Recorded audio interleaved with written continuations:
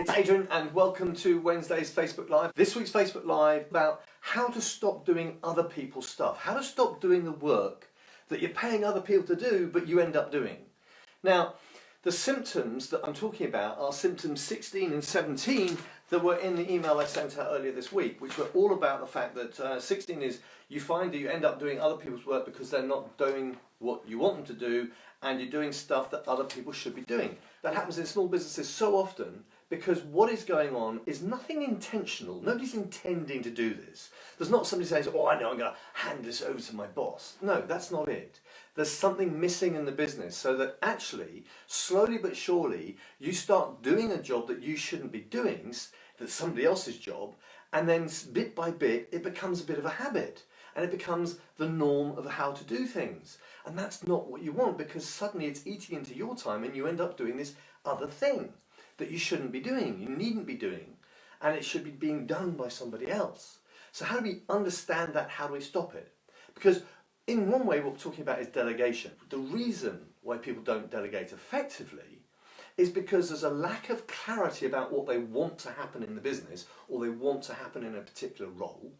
There's a lack of certainty possibly in the process and how it fits into the general business, so they're still trying to work it out in their head so they can't hand it off to somebody, and they have a lack of confidence in the people they're thinking they want to get to do that job.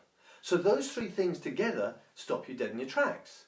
Now the thing is that there's that lovely old myth that, you know, my father used to sort of say, and he used to say it with a glint in his eye because he knew it's a load of bollocks.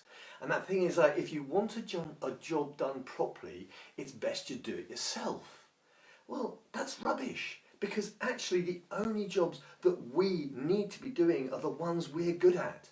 I am awful at admin. Ask Wendy. Admin is my worst thing ever. Now, there are times when I have to do admin because it's my admin and it's about my stuff.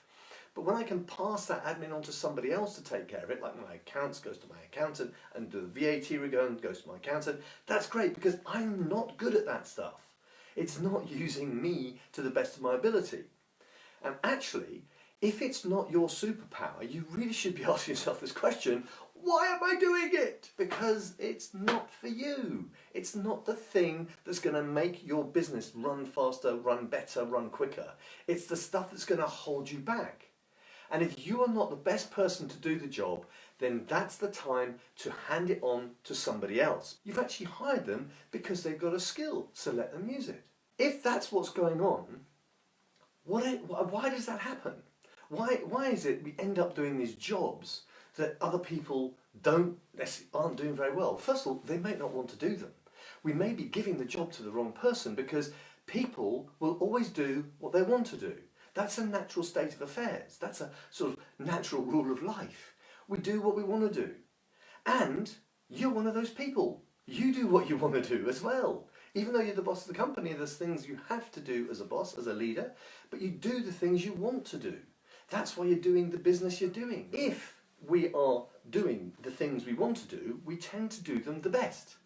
That's the most wonderful thing about actually identifying what you want to do, because that's your passion, that's your purpose. That's the process you love to do, so you're quite willing to do it really well. But if it's not, then we've got to make sure we find someone else to do it. Now here's a really time. We've got to get honest now. You've got to be honest with yourself, because not only are you leading other people, you are leading yourself. So if you are just a person in your business, you're a solopreneur, you are leading yourself.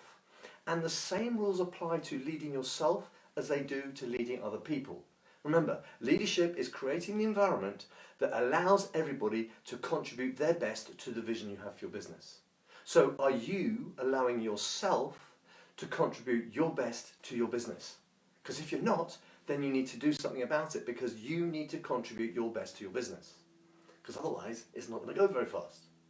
So let's ask three simple questions, but really be honest about these.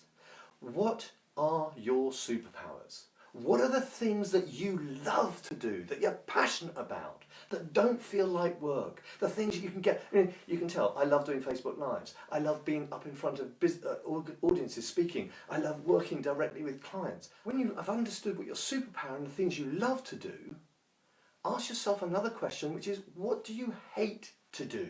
What are the things that really you struggle to do? For me, VAT return, top of the list. Hate it. Admin, second on the list. Hate it. Cold calling, third on the list. Hate it. You know, those are the things I do not do well. I'm not good at them. If I spend my time doing things I hate doing, guess what? I'm not going to be doing them very well, so I'm not going to be using effectively my time. I'm not going to be making the best use of my time. So what do you have to do to be able to hand something off to somebody else? Well, you have to trust them. You've got to be willing to support them and nurture them. And most importantly, you've got to be willing to challenge them. You've got to be willing to challenge them to step up to the standards you hold for your business. And if you can't do that, then they don't know how far you need them to jump, how much you need them to do. So there are 4 simple steps to help you improve your business performance in every role that exists. And this applies to yourself as well. You can apply this to yourself. First of all, build a relationship that is effective. Now, if you've heard me talk about relationships, relationships have a specific purpose and a specific dynamic. And you have a relationship with your business. As an individual, you are related to your business. So what's the purpose of your relation to your business, and what's the purpose of your business relationship with you? And then make sure that dynamic's working. That's the people who work on their own. You really have to get that clear. But if you're working with teams of people, then you have a relationship with each person that you work with, and that relationship has to have a specific purpose and a specific dynamic. When you've got that, make sure that the person you're going to hand the job over to can actually do the job. No, it's their superpower. They can take charge of it. They can take it on board. They can work with it. Because if they can't, then they're not going to deliver the best thing. It may not be the right job for them. It may not be something they want to do. And that in this modern world where we're living with a generation of people who've grown up with the truth that actually they should follow their passion, if you're giving somebody a job that's not their passion, they're not going to do it that well. Then, challenge them to solve the problem that the role is there to solve. You have to go out and challenge people to do that. And challenge isn't confrontation. Challenge is asking them to step up, challenging them to take the next step, challenging to do something different, challenging them to contribute. That sort of challenge. And if you're really good at being able to challenge people like that, then they will start to step up. They'll start to excel in your business. They'll start to thrive and shine. But you have to do number 4.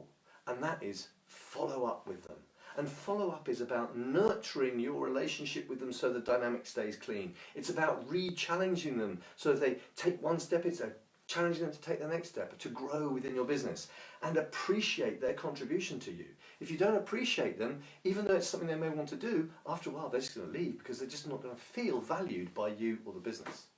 And be clear about the purpose and dynamic you have with each of those people in each of their roles. Now that's pretty short, sharp, sweet and quick today, but what are we all talking about at the moment? I'm introducing you to a 5-week program which is about building the necessary relationships in your business so it can grow profitably.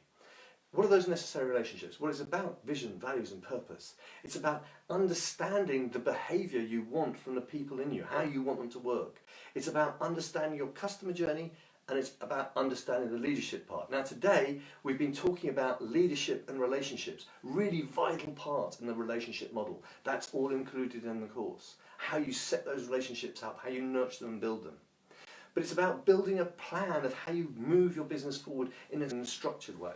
It's taking bold steps. It's being supported and having support around you that encourages you to take those next steps. You know, if you're not sure about your balance, you put your hand out to hold somebody's hand. That's what good support is. It's not doing the job for you. It's helping you take something on that you know is going to massively improve the performance of your business. And it's about building new relationships both within your business and outside to really make it work. If you are interested in coming on the program, then please, all you have to do is direct message me here in the group or send me an email. You know the email address, adrian@tobetoserved.com. The price for the program is £497 plus VAT. You can pay weekly, that's £100 plus VAT each week. Each payment has to be done before that week's event, or if you're paying the $497, has to be paid before the course starts. So it is going to be delayed into September. I do apologise for that. The circumstances have happened that's meant that's had to happen. But once we've got that going, it'll be 5 consecutive weeks, which will really help you kickstart the second half of your year and get it really going so you end the year strong and powerful, ready to move into next year. So if you want to get into the program, just direct message me or email me. Hope today's valuable. Remember, if you want to stop doing other people's stuff, focus on your superpower and then make sure that they are focusing on their superpower and contributing effectively to your business. Have a fantastic week. Speak to you soon. Bye for now.